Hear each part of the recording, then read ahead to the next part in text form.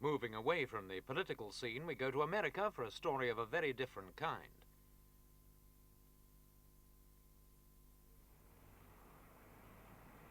Busy, bustling Chicago is one of the great manufacturing cities of America, topping national production figures in a wide range of goods from telephones to canned meat. It's a wealthy city where many fortunes have been made out of processing of one sort or another.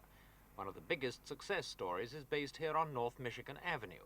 Its name is Playboy, and its raw materials are hardly typical of Chicago's manufacturing industry.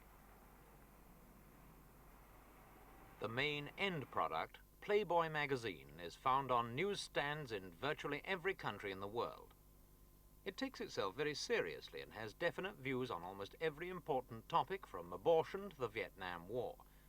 There's plenty of good, solid reading matter, but the contents are not wholly intellectual. Whatever its social or political interests, Playboy's main preoccupation is sex. Pictures like this have helped Playboy to worldwide monthly sales of over 5.5 million copies. Together with Playboy clubs and hotels, it all adds up to well over $100 million worth of business every year.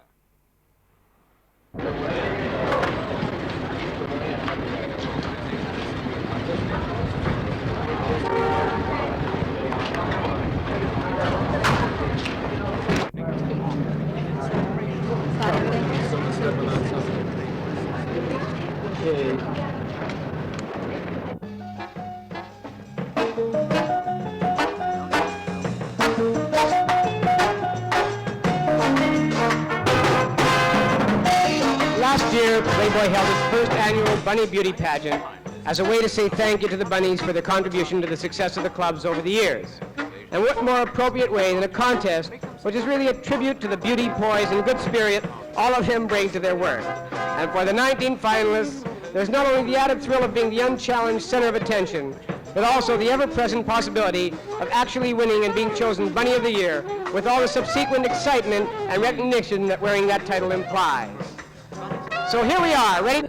Mr. Hefner, another criticism of Playboy that's been offered is that it's designed only for the young, the well-to-do, the super attractive, so to speak. What about that? Well, one of the concepts of Playboy is that with an increasing amount of leisure time and an increasing affluence, that this part of life will be more important to more and more people in society. In addition to the beautiful women and the humor that gets most of the attention in Playboy, Playboy itself as a publication and as a company is increasingly concerned with various social problems that will make it possible for the widest number of people to begin enjoying some of the good life. So it's not a matter of simply have and have-nots, it's a matter of trying to spread that good life as broadly as we possibly can.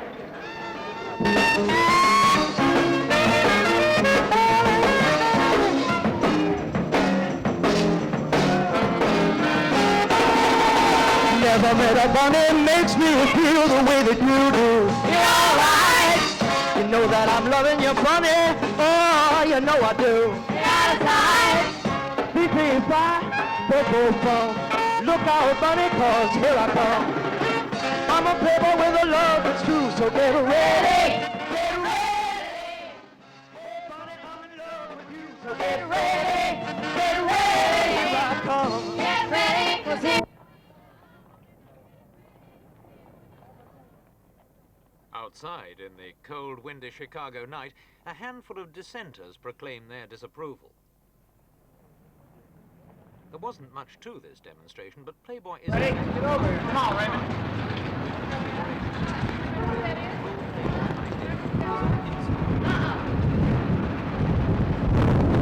We're sympathetic with some of the major aims of women's lib. I think the major area in which we separate company is that I feel that that sexuality is a part of what it means to be a human being rather than something that gets in the way of it.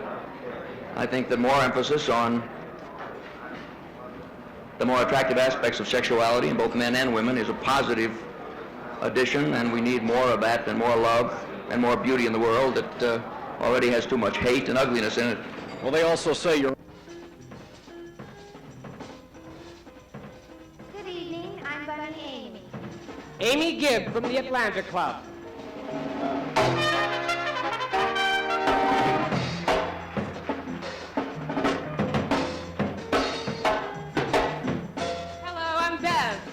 Bev Marshall from the Baltimore Club.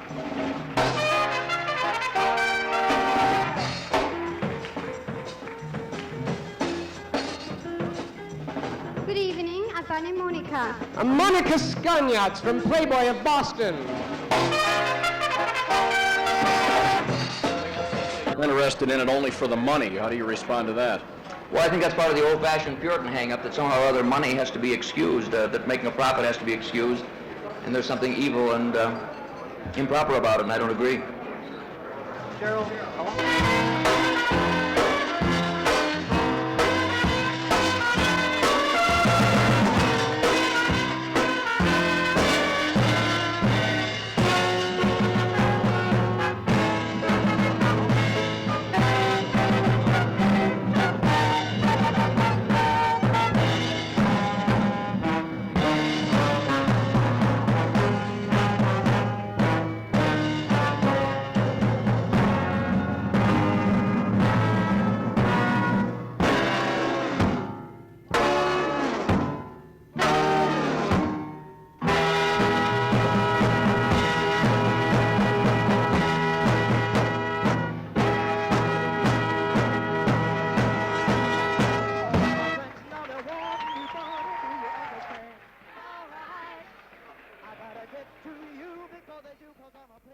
It was perhaps with a certain sense of relief that the bunnies reverted to their main function, looking To go riding in the mountains on a motorcycle because of the sense of freedom it gives her, just so long as you don't ask her to drive. Winnie Martin of the Cincinnati Club thinks success is knowing what you want and working for it. Would like to make it as a singer, but her biggest turn-on is people.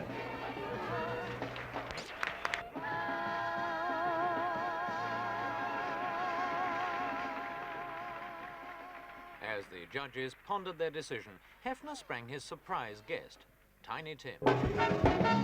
Goodness gracious, wait for the fire. Kiss me, baby, whoa. Feel so good. Move me, baby, whoa. I wanna love you like a lover should. You're fine, so kind. Gonna tell this world that you're mine, but you're my little and I twiddle my thumb. I may be nervous, but it sure is fun. Come on, baby, drive me crazy. Goodness gracious, great for the fire.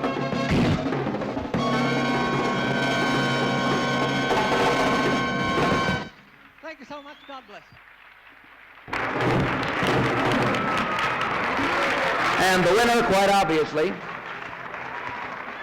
and it really isn't a hometown victory since our judges come from all over the United States, is Bunny Cheryl of Chicago.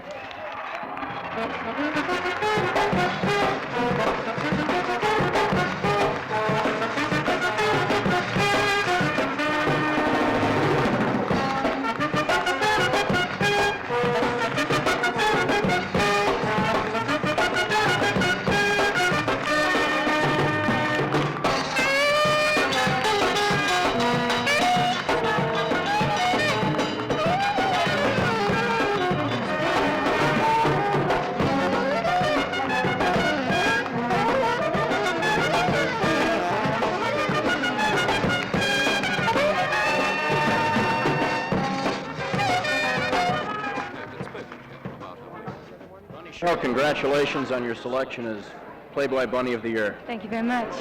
Do you feel that this sets you above the other bunnies, makes you sort of a super bunny, so to speak? Not a super bunny, it makes me a representative of the bunnies. Therefore, it makes me gain a responsibility that a lot of the girls don't have. And I hope I can do a good job of representing the bunnies adequately. How do you go about representing the bunnies? Just what do you try to project? I want to project an image of a girl that is very refined and intelligent. I think that's one point that people seem to play down on bunnies. They say, oh, just a dumb bunny. But you'd be surprised at the girls with college degrees and really take their heads. It's really good to see. Women's liberation movement and other people who say that this whole affair is an insult to womanhood. Well, you can take a good thing and push it too far. I think that's what they're doing. Some of their ideas are very good. And some of their ideas, if you really look at them and study them, are some of the same ideas Playboy has. What are those? The idea of letting a woman be herself. Playboy doesn't make a woman, you know, follow a set of rules. She can be herself. She can express herself. She doesn't have to do anything she doesn't want to do. Another criticism that's been leveled over the years is the fact that Playboy bunnies are very attractive and they're nice to look at, but you can't touch. And some people say that this runs contrary to the Playboy philosophy. Not at all. Just like Mr. Hefner said, what the club is a job for us. It's an exciting job. We enjoy it, and we like to talk with the customers. I surely don't want these men handling me. I have my own, you know, affairs on the outside. My boyfriend, and I just don't need any of those men. I mean, you could really get out of hand. You imagine if these guys could run around touching you? According to psychologists, look but don't touch is a winning formula for keeping men interested in women, and Hugh Hefner's application of it has made him a fortune. He's hoping that bunnies, like sex, are here to stay.